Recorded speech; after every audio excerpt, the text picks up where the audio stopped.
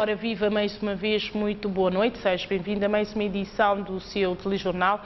Hoje, 25 de mês de janeiro do ano 2015, os dirigentes da Câmara de Comércio, Indústria, Agricultura e Serviços, chefiado pelo seu presidente Brema Camará, na companhia de empresários portugueses, visitaram ontem as regiões de Bafatá e Gabu, leste do país. As visitas enquadram-se nos contactos de prospecção por parte de empresários portugueses, concretamente do Porto, a convite da Câmara de Comércio, Indústria, Agricultura e Serviços.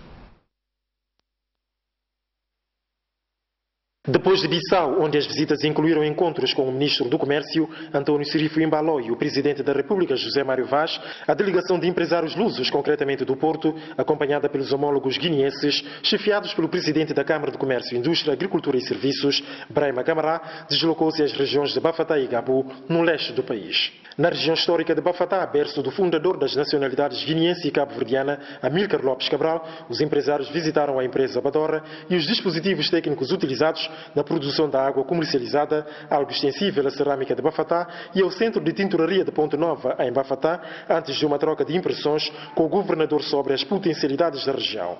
Para lá da visita à sede regional da Câmara, as delegações lusa e guineense estiveram nas instalações da Associação para o Desenvolvimento Local, a Prudel, onde o presidente Brema Camará falou das parcerias e visão da Câmara do Comércio, Indústria, Agricultura e Serviços, tanto para o setor privado quanto para o desenvolvimento econômico do país. Hoje a Câmara vai crescer, é falar Brema vou perder, não sei como falar de incerta como perder, porque quem põe na mesa para contar resultado e falar alguma coisa corre direito. Ele que não usa a minha matéria que fala, então certo como perder. A partir de hoje, na volta para a Câmara, meu presidente da Câmara de Comércio não vai fazer trabalho. E até hoje, está na Câmara para dar a oportunidade que passa adiante, para que eu falar amanhã Brema que tu já trabalha direito. A mim pega da minha Câmara, que minha colegas que estão ali, empresários que estão ali, para não jubir no quadro de parceria público-privado e privado com privado, se não por juntar, não trabalhar, para não por resolver o problema de nossa terra.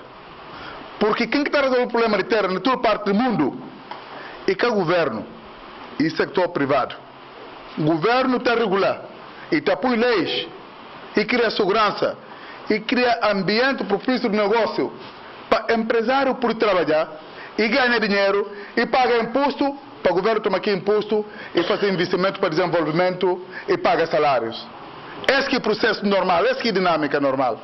E que lá comandando não fala de gente como Guiné-Bissau precisa de filhos tudo.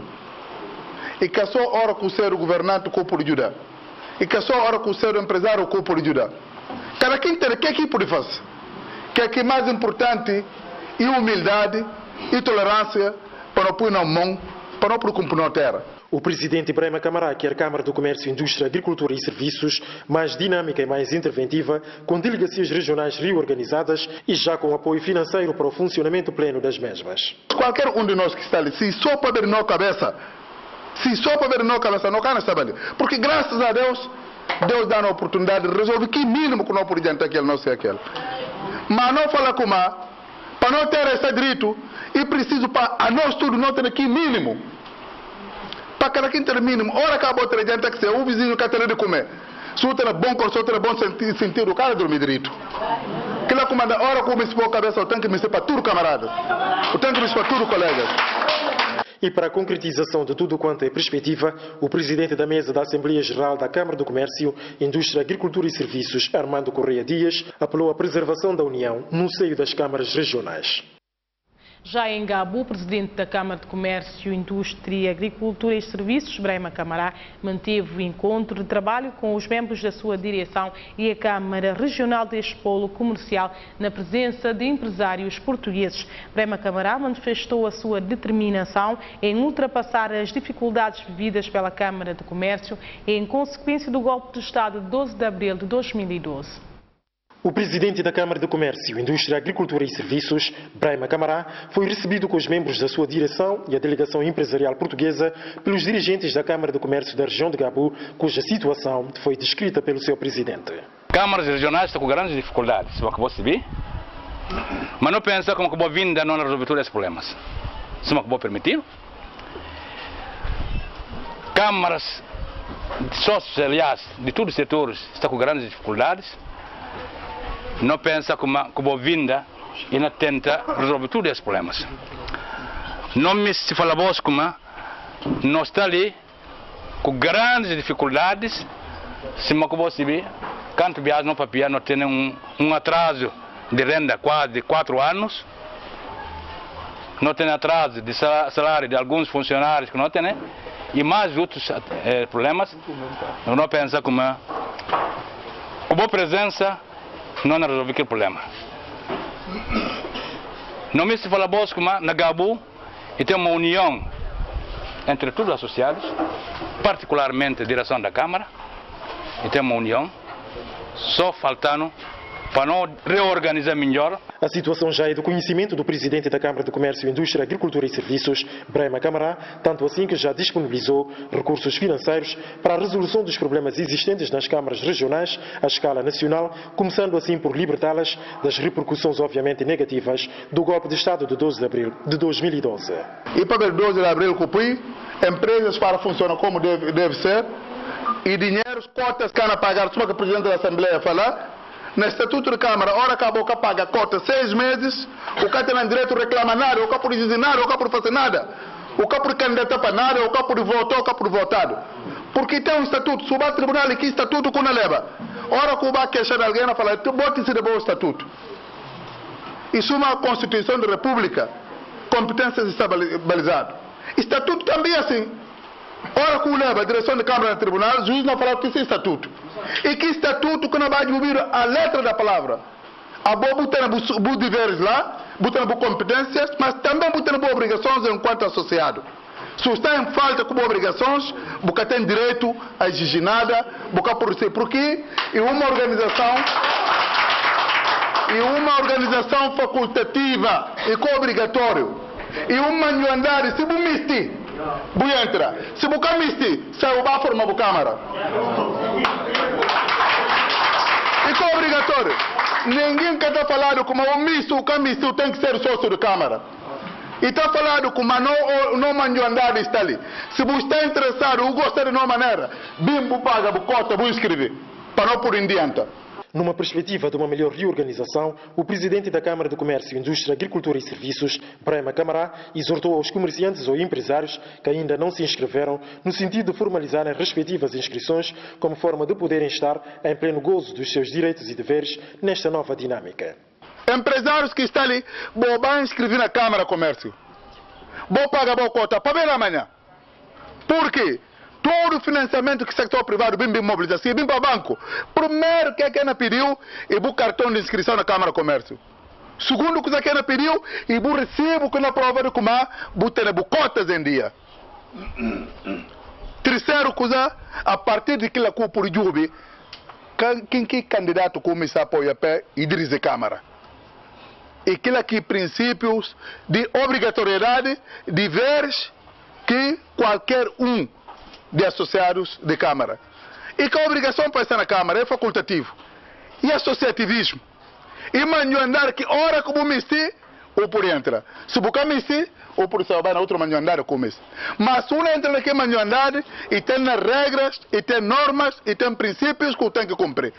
Porque hora que o cara paga a cota, buscar por votar ninguém, e nunca por votado. E nunca por bater de Câmara, para prestar nenhum colar serviço. Esse informações é resumo que não me sentisse vos para falar vos como não me se retomar a atividade de Câmara com uma nova dinâmica. Nova dinâmica já em curso, com uma reorganização das estruturas regionais como forma de estarem à altura de enfrentar os desafios e transformar as dificuldades em oportunidades, com parcerias tal como esta luso-guineense, cujos resultados são esperados para breve. Os resultados desta parceria luso-guineense, concretamente com os empresários de Porto, são efetivamente para breve. O chefe da missão, José Manuel Barbosa, prometeu que dentro de duas semanas vai estar na Guiné-Bissau uma equipa de especialistas portugueses que vai fazer um levantamento específico do terreno, seguido do lançamento da primeira pedra para a construção de algumas unidades industriais. Depois destas visitas e contactos de prospecção, a convite da Câmara do Comércio, Indústria, Agricultura e Serviços, a delegação empresarial portuguesa chegou à conclusão de que a Guiné-Bissau é um país abençoado, com riqueza fenomenal, pelo que, segundo o chefe da missão, José Manuel Barbosa, a disponibilidade é total em trabalhar para benefícios coletivos. É uma disponibilidade total para colaborar, é a demonstração de que a Guiné tem muitos valores e começam essencialmente pelos valores humanos, que são as pessoas, é o olhar desta gente, é os empresários que têm aqui uma riqueza fenomenal. Só dá para concluir uma situação aqui. Nós todos temos muito a ganhar trabalhando juntos e nós temos muito a aprender, nós empresários.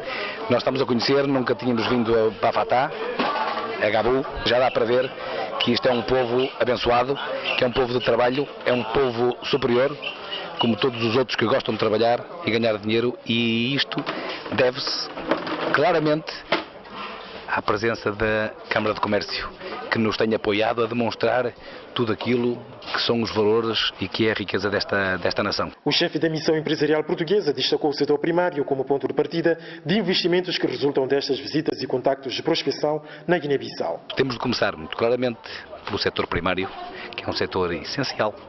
Temos de ser autónomos no arroz. Todos podemos ganhar dinheiro e condições de vida e depois vamos ganhar a capacidade para saltar para outros setores de atividade, que hoje vamos começar a pensá-los. Mas o objetivo prioritário é setor primário, transformação dos nossos produtos, não desperdiçar os produtos que temos cá. Já estão a sair e que vão para o lixo, que é o caso do caju, da polpa, é o caso de outras frutas que têm de ser aproveitadas. Isso é essencial. O arroz e outros derivados. Portanto, nós temos de nos concentrar neste momento que, sem o povo estar estabilizado, nada pode acontecer. Isto é o fator decisivo. Quando as pessoas estão bem, quando o povo está bem, pode trabalhar, pode colaborar e todos ganham e o país vai ser um país diferente. E este é um país com capacidades maiores do que outros países que não têm este potencial, só que têm aproveitado aquilo que têm de uma forma mais rápida e se calhar de maior colaboração. A Guiné está num ponto fundamental e a Guiné daqui, dentro de pouco tempo, vai começar a ver resultados daquilo que é o seu próprio trabalho dos guineenses, dos empresários guineenses e daqueles que vêm cá numa colaboração muito transparente em que estamos todos interessados em trabalhar juntos para ganharmos dinheiro e para dar outra realização pessoal a toda esta gente e a nós próprios que vimos de fora. A concretização de investimentos é algo já confirmado, inclusive com um horizonte temporal bem delineado. Leva um registro maravilhoso da Guiné. Já há algum horizonte temporal para a concretização de posteriores investimentos? Sim, nós já vamos agendar já a chegada a Portugal, a vinda com pessoas especializadas na área dos recursos naturais, da agricultura, e vimos também com especialistas para fazer o levantamento de algumas oportunidades específicas, quer em Bissau, quer nestas regiões, para levantar o terreno para a construção de algumas unidades industriais de transformação de caju também na área das pescas.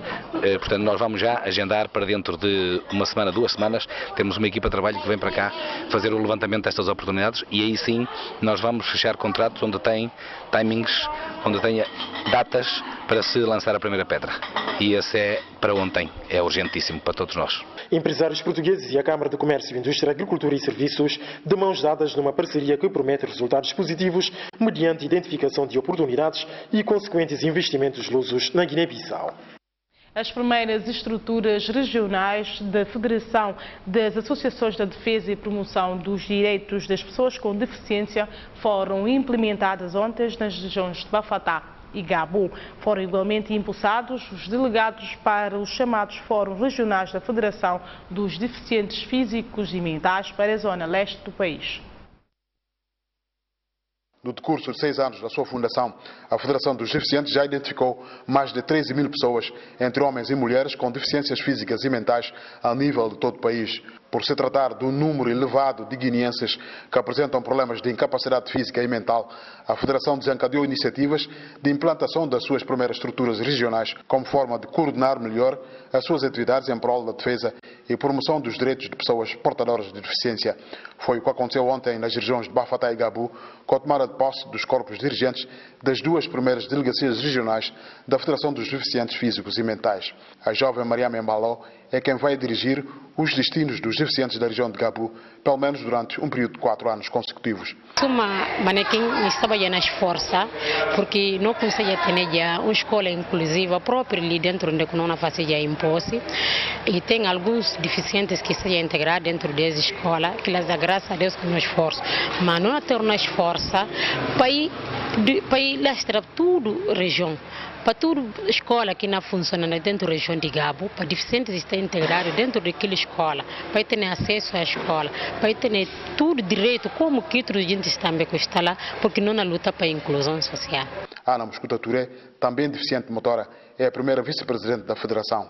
A partir da expediente, órgãos que tomam funções, ela passa a coordenar tudo atividades que têm a ver, atividades de federação que têm a ver com a problemática de pessoas com deficiência a nível nacional. Qual é a situação atual de deficiente na sociedade guinense? É uma situação complicada e triste, porque na medida em que tem ainda um enquadramento, que tem legislação, convenção que não luta para ele, tem agora, se não se vir na calpa que está, que tem esforço que não quer fazer, e tem quem está falando e ratificado, e tem quem está falando que não. Entretanto, o único leva que não pode tratá-lo, não vem fazer um protocolo facultativo para de facto poder ajudar a problemática de deficiência. Mas até o momento, que tem nada que está legislar problemática de vida de pessoas com deficiência na Guiné-Bissau. E gente com deficiência está sendo discriminado? Bastante discriminado, porque agora que tem lei que não balizou, apesar de lei, existe lei geral, mas a problemática de deficiência é um problema específico e bom para que a Convenção das Nações Unidas é ratificado e para o próprio deficiente passa a conhecer direitos, perceber como é que pode reivindicar. Você tem ideia de quantos deficientes que não tem a nível do país? Bom, que não conta que o censo nacional que foi feito na 2009, que está falando com mais 13.800 habitantes. Que dificuldades que você tem, né? Dificuldade enorme, e está passando primeiro grande dificuldade e acessibilidade. Se não jubi, não tem grandes problemas de barreiras arquitetônicas. Se não jubi na escola que nós estamos, não tem só um pavilhão que tem rampa. Além disso, a próprio a nível de cidade de Bissau, não tem grandes problemas, mesmo no passeio, não tem acessibilidade. Para ir andar na passeios é um problema, e principalmente para gente que tem problema de cadeira de roda, manga de vias, pensar nós próprios não temos encontro com eles, nem ainda quase na estrada, coisa que é admissível, e para subir até no Palácio de Governo e tem grandes dificuldades, porque que tudo instituição que podia entrar, porque tem escadas que manga de vias para chegar lá, preciso para manga de vias no caminho para conseguir chegar. Qual que é o grito de socorro que não faz? E de facto, para não parar, não refletir, se possível, para um dia único, um dia só, para não fazer uma grande reflexão nacional sobre a problemática de pessoas com deficiência. Para não tentar ser os deficientes um dia. Pelo menos as pessoas portadoras da deficiência nas regiões de Pafatá e Gabu não vão ficar isoladas na luta pela afirmação dos seus direitos.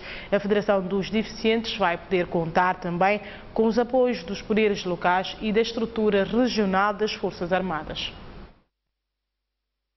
Deficientes das duas regiões da zona leste do país vão poder contar com o apoio dos governadores e também dos comandantes dos batalhões de Bafatá e Gabu. Pouco de contar com nós no Comitê de Estado, que sala de reunião que nós temos lá, qualquer momento que vamos fazer reunião e que estão só de boa contar, que ela está à boa disposição. Outra coisa que nós se anunciamos, nós fazemos levantamento de instalações do Comitê de Estado a nível do setor de Gabu. Se não tinha um espaço vazio, a voz ainda cedo um dos índices que não dá prioridade para botar em cá o Estado. Vou contar também com nós, qualquer momento que bom mister para o ajudado, para a boa equipa alfabetizado ou reforçar a capacidade, portanto, tudo apoio que necessário não dá. Na minha vista, minha vontade, enquanto governador, para ajudar a voz para ciência tudo deficientes que tem a nível da região.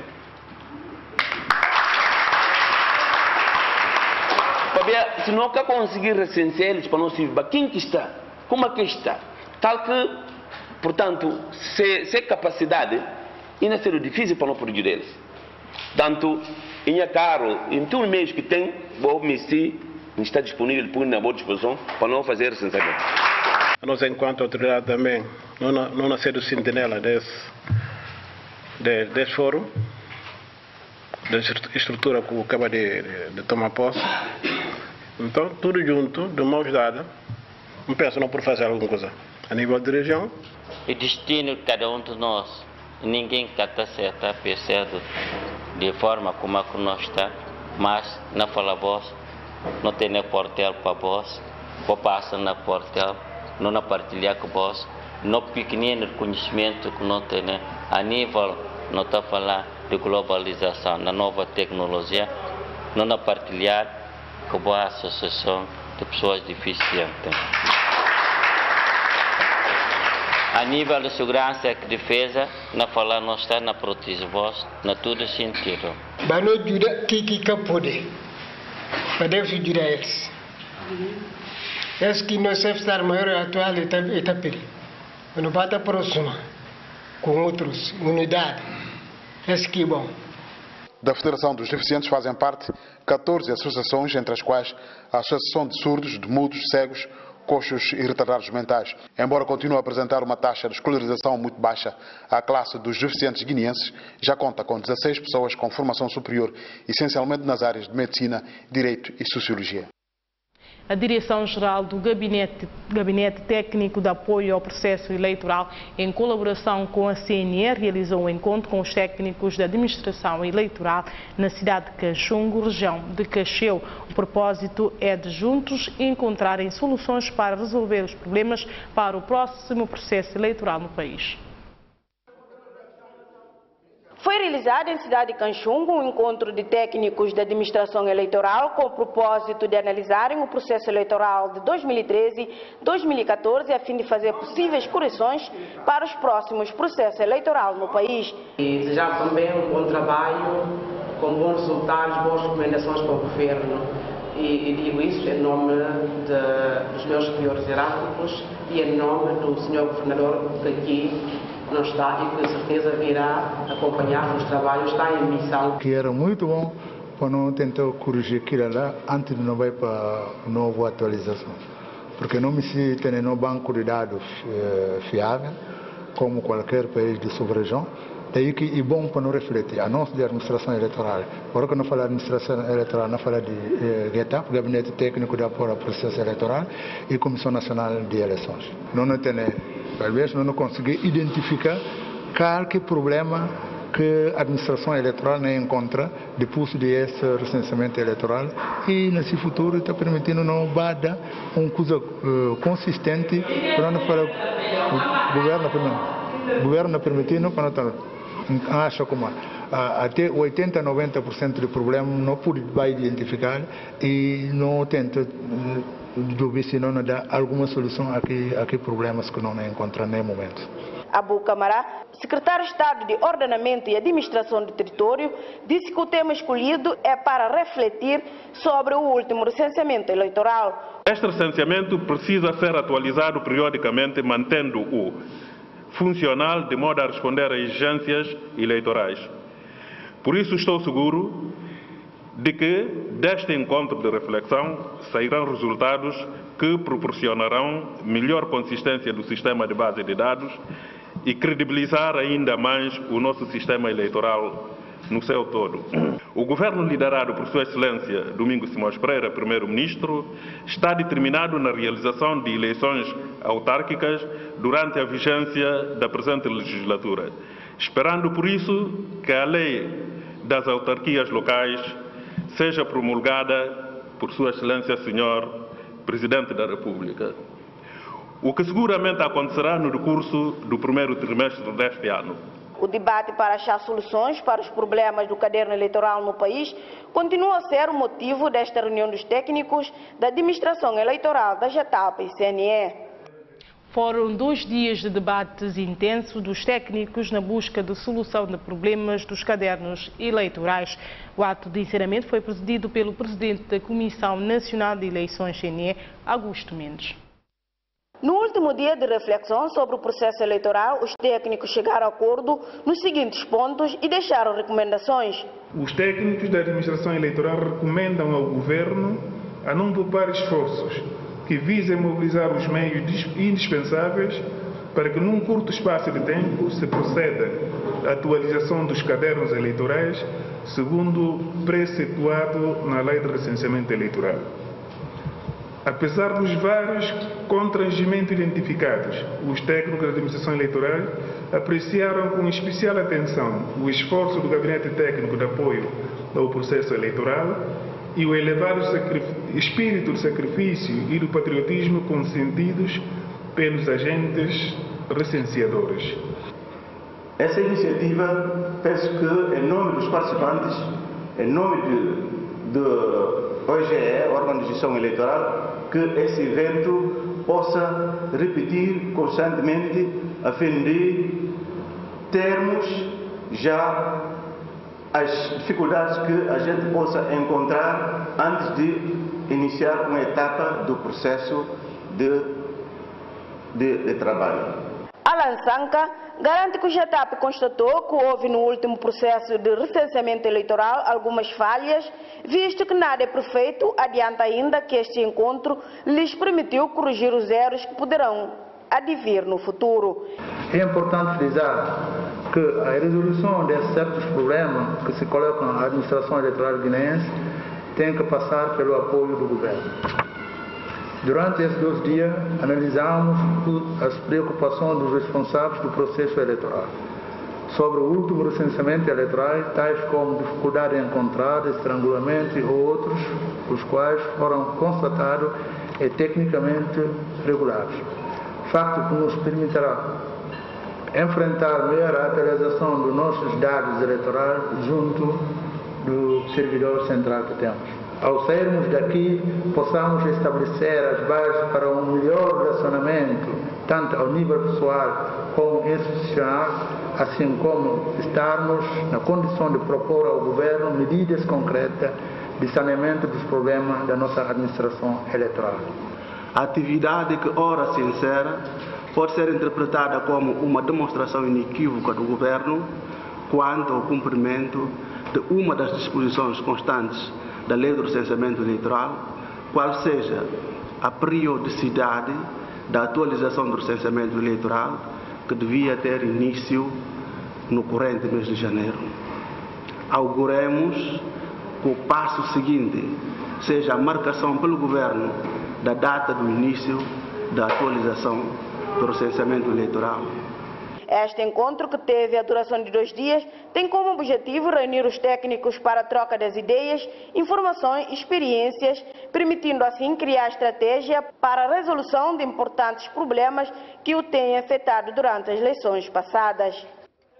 Em cada domingo vamos ter a presença de um convidado para análise dos destaques da semana finda. Hoje temos conosco em direto aqui nos estúdios o professor Dr. Leopoldo Amado para falar de 3 assuntos, mas com destaque ao desaparecimento físico no dia 23 de janeiro do Dr. Fafali Kudau. Muito boa noite, professor doutor, e obrigada pela presença. Boa noite. O senhor trabalhou muitos anos com o Fafali Kudau como investigador do INEP, mas que ninguém, o senhor está à vontade para falar do homem que é guinense, não pela nacionalidade, mas pelo coração e pelo que fez e sentia, sobretudo como profissional que era e lutador incansável. Bom, é preciso dizer que eu não trabalhei há muitos anos com o Kudau. Efetivamente, trabalhamos juntos no INEP, não é? Eu acho que o Kudau entrou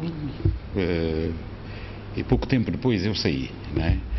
Provavelmente, enfim, nós tivemos um período de interação de 1 ano apenas, mais coisa, menos coisa, no INEP, mas não trabalhamos muito tempo. Isso não significa que, efetivamente, não tivemos ligações profundas.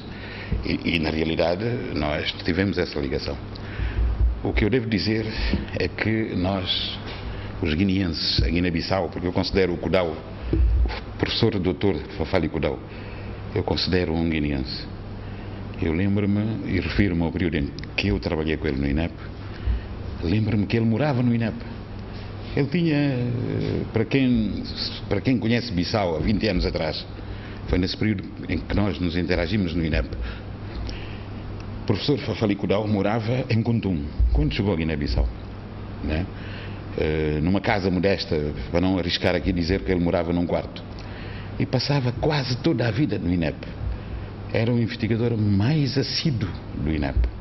E ao longo do tempo, nós viemos a saber que, afinal, estávamos em presença de um indivíduo extremamente sereno.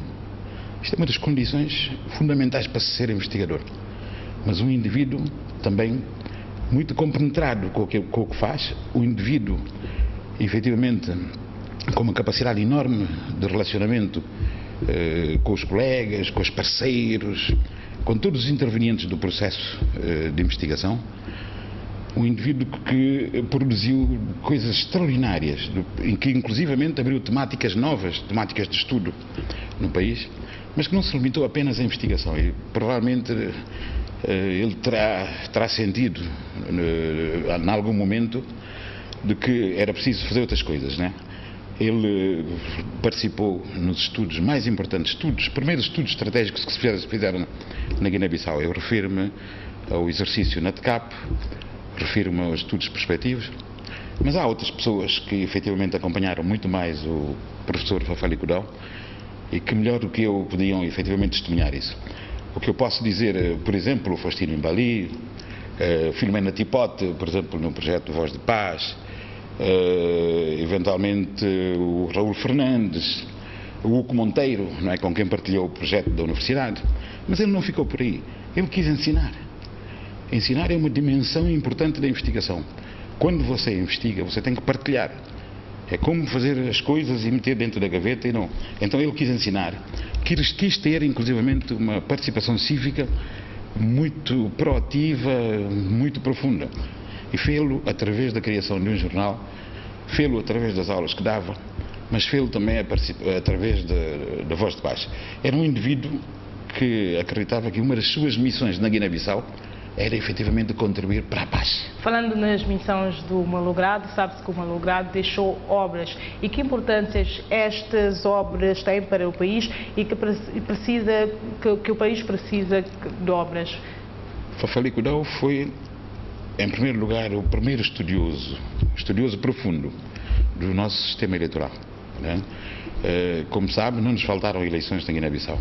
Eu penso que ele foi capaz de estabelecer um contínuo na análise dos diferentes períodos eleitorais, mas também foi capaz de, efetivamente, trazer ao de cima elementos que caracterizam cada um desses períodos eleitorais e procedendo depois a uma análise conjunta. É uma obra de referência que fez, efetivamente, o seu caminho, é uma obra que é citada em todo lado, mas ele não ficou por aí. Ele também tentou conhecer o nosso sistema político, inclusivamente avançou com propostas no sentido da sua melhoria, tendo em conta não apenas o aprofundamento da democracia, mas também a criação de condições para o desenvolvimento, porque ele acreditava profundamente que a democracia podia influenciar fortemente o desenvolvimento. E para que haja continuidade desta obra, o que é preciso fazer? Na minha opinião, Fafali Kudau é um exemplo a seguir, sobretudo pela nova geração.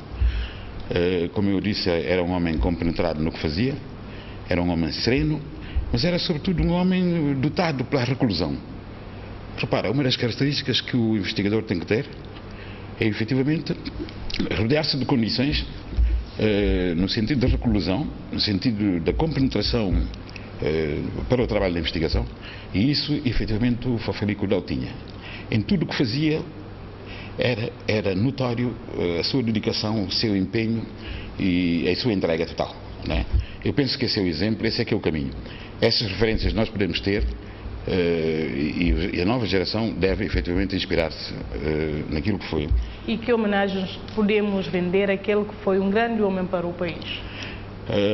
Nós no INEP ainda não nos debruçamos sobre isso. Para mim foi um choque particularmente forte a morte de um colega com quem interagi, com quem falei imensas vezes, com quem tenho falado. Eu penso que alguma coisa teremos que fazer. Eu penso que de alguma forma vamos consultar a comunidade de investigadores do país, no sentido de pensarmos conjuntamente a melhor homenagem a fazer ao Kudau. Mas o que ele possa avançar é que será uma homenagem digna e à altura dos seus pergaminhos, que ele merece.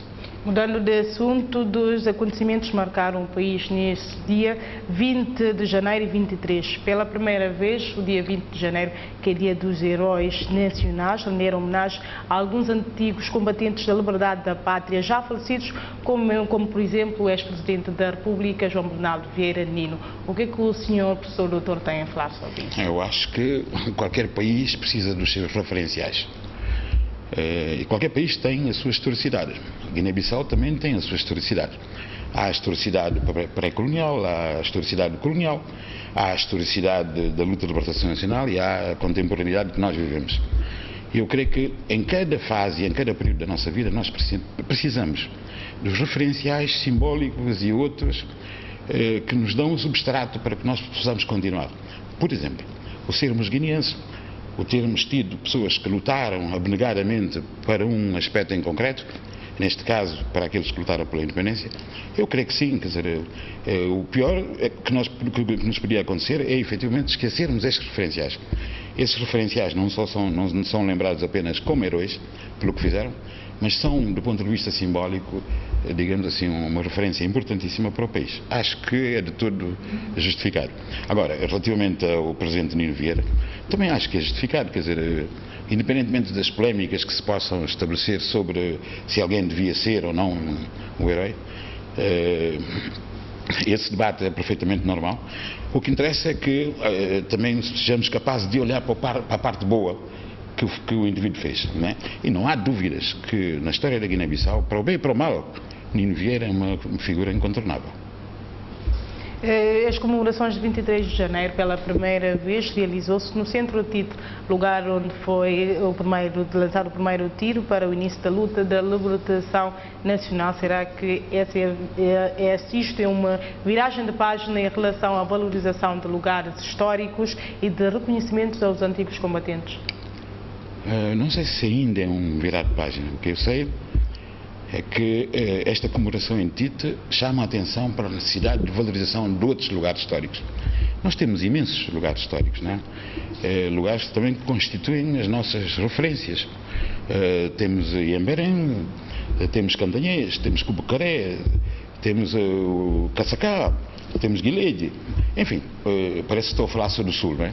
Mas no Norte também temos muitos lugares de referência. Eu penso que vale a pena, do ponto de vista dos esforços que estão a fazer para alicerçar a história contemporânea da Guiné-Bissau, lançar-se um projeto, provavelmente ao nível do PJC, mas por que não ao nível do Estado da Guiné-Bissau? A história do PJC confunde-se com a história da Guiné-Bissau, no sentido, efetivamente, de se primeiro identificar e depois proceder-se a todo um processo de valorização desses referenciais históricos e patrimoniais. E o senhor professor considera isso um passo já positivo para o país? Sem dúvida. É que nós não podemos parar. Nós caímos imenso tempo na letargia, esquecemos das coisas mais importantes. E isso faz parte das coisas mais importantes. A nova geração, por exemplo, não conhece nada do que se passou. É por isso que eles têm na cabeça a fuga, não é? O escapismo. Os guineenses, quando chegam à idade dos 18, 19, 20 anos, querem escapar daqui. Não, aqui há coisas muito boas que se fazem tal como se fazem nos outros países. E é preciso, efetivamente, que eles conheçam esses referenciais e conheçam a história, para que também eles próprios possam começar a arregaçar mangas para fazer no futuro. Esse é que é o problema, porque se houver um vazio entre a geração anterior e a seguinte, teremos problemas, não é? Isso já aconteceu. Essa passagem de testemunho na Guiné-Bissau normalmente faz-se de forma algo atabalhoada, mas é preciso fazê-la na normalidade. E uma das formas de fazer é, efetivamente, passar o testemunho. E passar o testemunho é também dizer aos mais jovens aquilo que foi, efetivamente, a nossa história contemporânea, do que nos orgulhamos, não é? Com aspectos muito bons, aspectos extraordinários, mas também aspectos menos bons. Mas é preciso dizer isso tudo, para que eles possam ganhar o sentido crítico, ganharem o sentido de patriotismo. Isto falta muito ainda, porque na construção da nação isso tem que ser trabalhado, isso não é algo que cai do céu. Então, para isso é preciso que a passagem de testemunho seja feita nesse sentido e que eles próprios se apropriem disso para transformar de acordo com a sua mundividência. é que a mundividência daqueles que fizeram a luta de libertação nacional, por exemplo, não é a mesma mundividência dos jovens de agora. Então, eles vão buscar o substrato, né, de que precisam para alicerçar a sua nova mundividência. É assim que se constrói um país. Falando nos que fizeram a luta da libertação nacional, no dia 23 de janeiro foram homenageados alguns dos antigos combatentes no Tite. Foi eletrificada a vila e será isso o início do resgate do isolamento de vários outros lugares históricos, tais como Guilherme, Medina de Boé, Morés, como Onem por isso. Qual é a sua análise sobre esta cultura? Se nós formos capazes de, em cada comemoração, eletrificar, criar infraestruturas, fazer outras coisas boas para a população, estamos indiscutivelmente, inquestionavelmente a ir no bom caminho. Eu penso que o que vale a pena aqui salientar é que essas comemorações, para além do seu valor simbólico, e que se justifica, na minha opinião, têm o condão de lembrar, mas também de memorar, ou seja, o estabelecimento da memória é extremamente importante. E a memória pode ser a memória, digamos, topográfica do local, porque o local representa sempre alguma coisa, pode ser a memória histórica, pode ser histórias de vida pessoal, e neste caso trata-se da memória de um local que foi extremamente importante no contexto da luta de libertação nacional, por aquilo que representa, pelo seu simbolismo. Penso que se justifica e penso que não podemos parar por aqui. E é bom que, efetivamente, essas comemorações, esses exercícios de memória, sejam acompanhados de algo simbólico e algo palpável, como foi, por exemplo, a eletrificação da cidade de Tite. Se estendêssemos esses gestos a outras cidades, aos poucos vamos, efetivamente, construindo o nosso país. Aos poucos vamos resgatando a confiança. Porque há a ideia da parte dessas pessoas de que foram abandonadas, de que, enfim, há uma macrocefalia no país. Bissau é a capital, tudo o resto é alegoria, tudo o resto é de só menos importância. Se nós nos lembrarmos disso, se as autoridades se lembrarem disso, isto significa que, efetivamente, começa a nascer uma nova consciência de que a Guiné-Bissau não se resume a Bissau, nem as principais cidades do país. Senhor professor Dr. Pérez, últimas considerações. Eu queria pedir à comunidade dos investigadores, mas também ao povo da Guiné-Bissau e aos amigos e familiares do Cudão, para que nos juntemos, né, para uma homenagem merecida ao professor Fafali Cudão, que contribuiu imensamente para as letras guineenses, imensamente para que nós pudéssemos alicerçar o ensino superior no país, em condições muito difíceis, mas que acreditou sempre.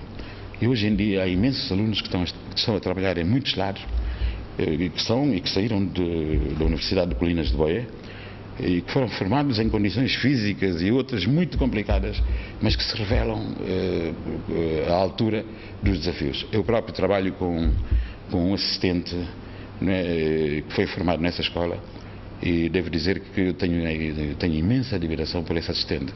Às vezes interrogo-me a mim mesmo perguntando se ele foi formado efetivamente na Universidade de Colinas de Boé, mas de facto foi.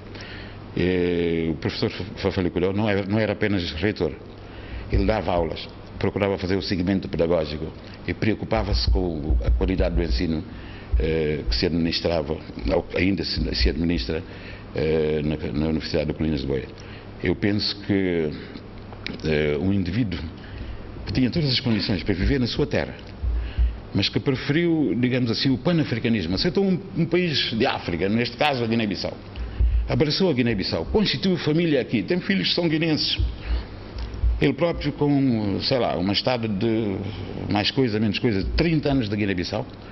Eu penso que merece uma justa homenagem por parte da comunidade de investigadores da Guiné-Bissau, e nós apelamos à família, aos amigos, eventualmente até às autoridades públicas, não é?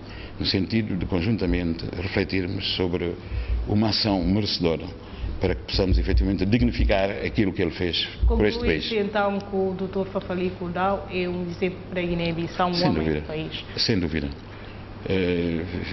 Não queria dizer isso aqui publicamente, mas eu chorei quando ouvi a notícia. Estou a falar disso e estou outra vez completamente emocionado. Era efetivamente um indivíduo de bastante valor. Não apenas valor como cientista, valor ético e era um indivíduo que também tinha uma facilidade de relacionamento com as pessoas, uma coisa incrível. É verdade que era muito retirado, algumas pessoas até pensavam que ele era um pouco sisudo, mas isso tinha a ver, e tem a ver com os investigadores. Há muitos investigadores que, por tanto estarem sozinhos, chegam a ter, digamos assim, essas atitudes, pelo menos na aparência. Mas quem conhece efetivamente Fafalico Cudal de perto, compreende rapidamente que é um indivíduo, é um humanista antes de mais.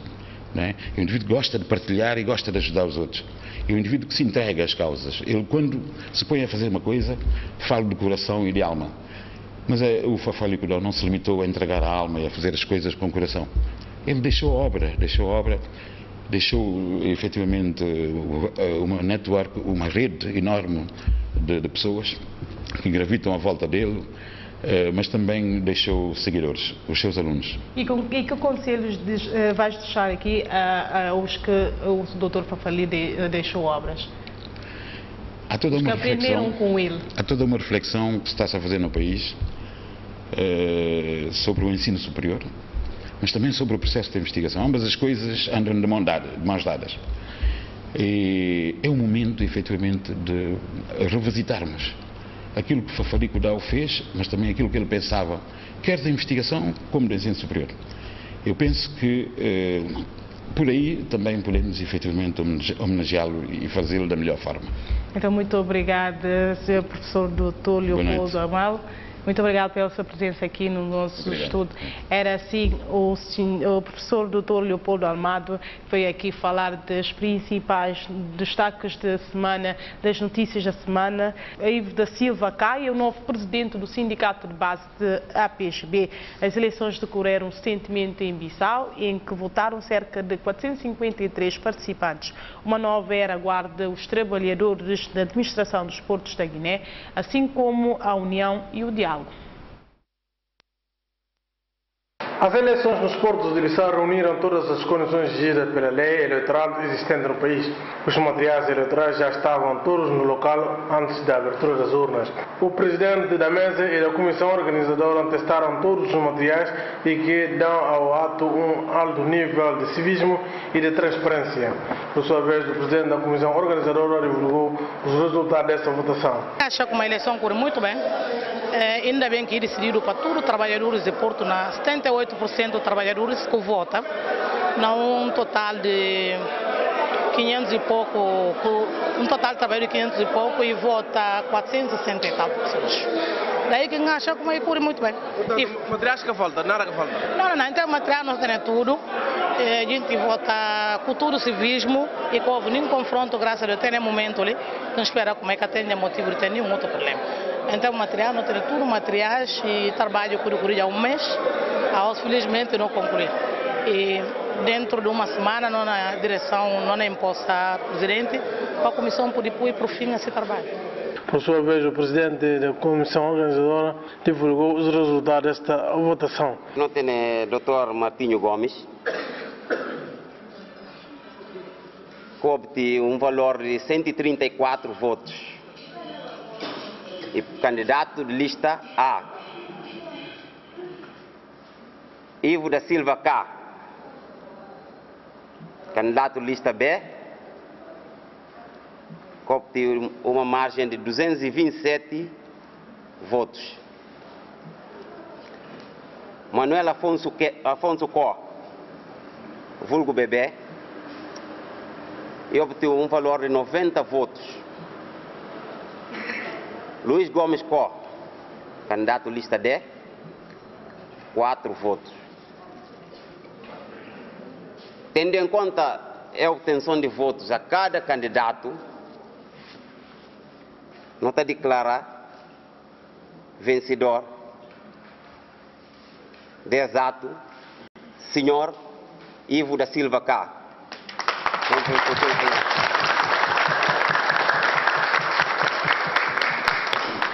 Os próximos 4 anos serão de todos para agradecer à empresa e por os trabalhadores em sintonia com a empresa. As eleições na administração dos portos da Guiné decorreram de uma forma normal, dentro de civismo e de tolerância. As condições foram reunidas dentro das normas exigidas pela lei e pela tolerância, onde todos votaram em condições satisfatórias. Os corpos sociais do Sindicato de Base dos Trabalhadores da Administração dos Portos de Bissau foram renovados recentemente. Para os próximos 4 anos, apostam no diálogo com o patronato e a união no seio dos trabalhadores, cavalo de batalha durante o seu mandato. Os trabalhadores eufóricos com a campanha feita por Ivo K manifestaram satisfeitos com o resultado e a festa foi renhida, assim como as eleições. Na Garde-se. Tudo gente que vota na mim, na Garde-se, tudo gente que vota na mim, na Garde-se, tudo aqueles que trabalhador da PGB, mas para um motivo ou outro é que até as eleições, para falar com má, todo mundo está de parabéns. Nas eleições, e que tem vencedor, e que tem vencido. Vencedor dessas eleições e democracia na PGB. Para falar como o programa mínimo está já cumprido. Programa maior, ainda bem para diante, que tem batalha mais pesada. Portanto, a mim, sozinho, que minha cabeça, nunca podia fazer nada. Só com a união de todos os trabalhadores de APGB, sem exceção, só unindo na base de confraternidade, solidarização, que não atingir o objetivo. Então, a mim sozinho, nunca capaz de fazer nada. A nós, tudo que não põe mão, não juntar, não saber o que é que não fazer. Para a nossa empresa poder crescer. A nós, por exemplo, no nosso mandato, no prioridade e que é ser um mensageiro, elo de ligação entre trabalhadores e o patronato, e não indo à guerra, porque guerra não está resolvendo nada. No privilégio sempre diálogo, ou quando dialogar, não pode sinta primeiro dia não entender outro, mas segundo dia não acaba para entender outro. Porque a guerra nunca cumpre. Para não tomar exemplo, quantas guerras que passam na Guiné? Quantas guerras, quantas gente que morre para ver guerras na Guiné? Resultado é que retrocesso, riba que tração, não tem que privilegiar diálogo. 4 candidatos desfilaram na corrida, mas entretanto Ivo K não deixou um espaço de manobras a ninguém. Venceu com a maioria dos votos de 227 contra 134 do segundo classificado, 90 do terceiro e apenas 4 votos do candidato da lista B. A Associação dos Moradores de Bairro de Mindará renderam ontem homenagem ao falecido músico guinense Pacheco de Gumbé. O ato foi assistido por um número considerável de pessoas.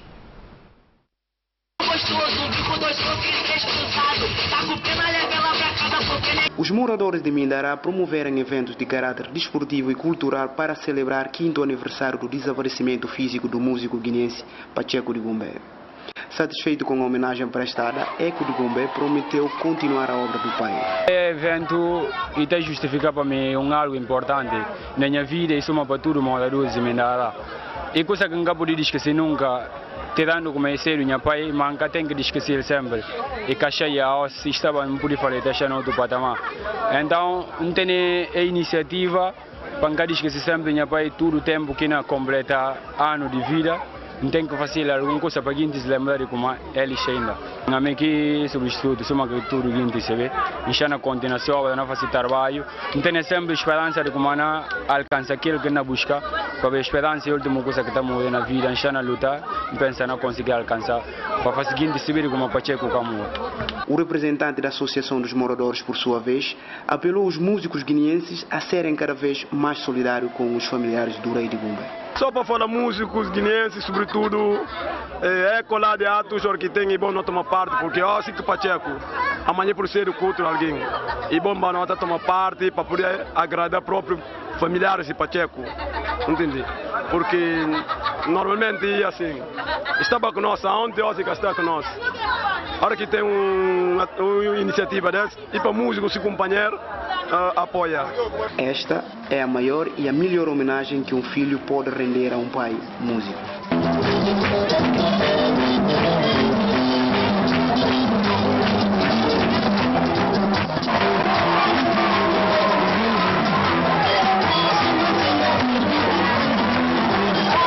Foi eleita ontem nos hotéis da capital a Miss Turismo 2015. Ximene da Silva foi a eleita entre as 12 candidatas que perfilaram para a faixa da mais bonita. A candidata número 1 está a usar o traje da etnia Jagan. Jonas, Dias, amigos, povo, povo, povo, povo.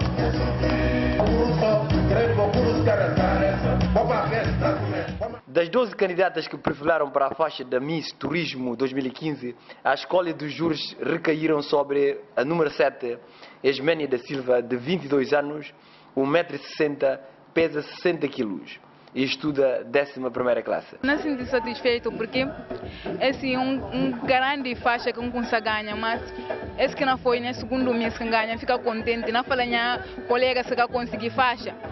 Para outro bias, fez força só amanhã como faz. Não falou obrigado para tudo que participei bem do mês, que minha colegas também. A faixa da primeira dama foi colocada a Fatuxa da Costa de Alô.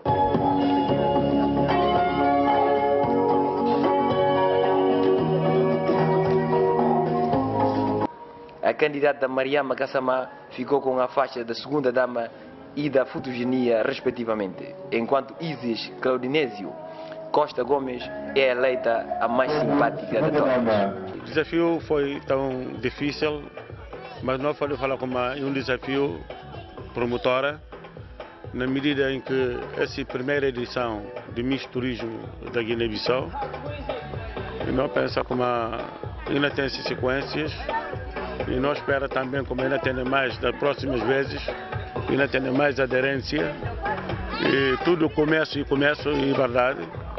E nós não conta com mais, nós lançar um apelo para pilouros de tipo de evento SUMES para continuar a dar ajuda e também, pronto, é isso, não há nada que desencorajar. O evento do promotor Jimmy Show, que foi um autêntico fracasso da bilheteria, teve como um dos patrocinadores a Delta Segurança. Esta edição do jornal fica por aqui. Muito grata pela disposição e continue na companhia da sua TGB.